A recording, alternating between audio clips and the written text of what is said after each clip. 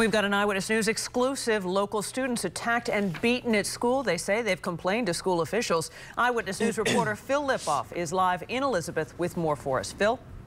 Well, Dinah, we spoke to 10 students today, 9 girls, 1 boy. They all say they have been jumped, beaten, attacked senselessly for no apparent reason.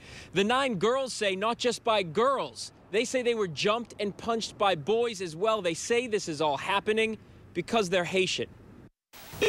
Oh my God! Crying on the street across from her high school, Regina Augustine says she's too scared to go in.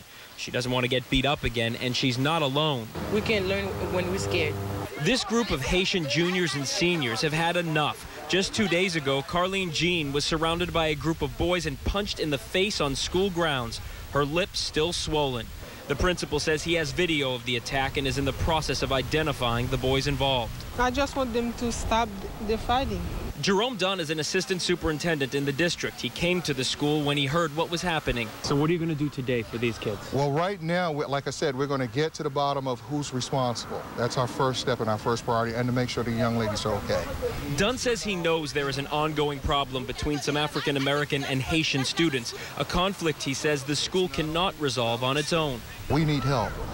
The police department, as well as parents and other community members. The girls say they need help too, and today they got some as we were talking to them.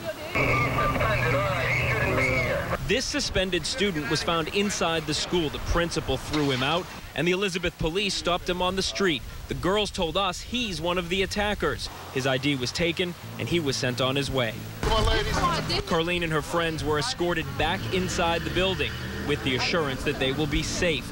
But with 2,000 students in downtown nearby, it will be an uphill battle.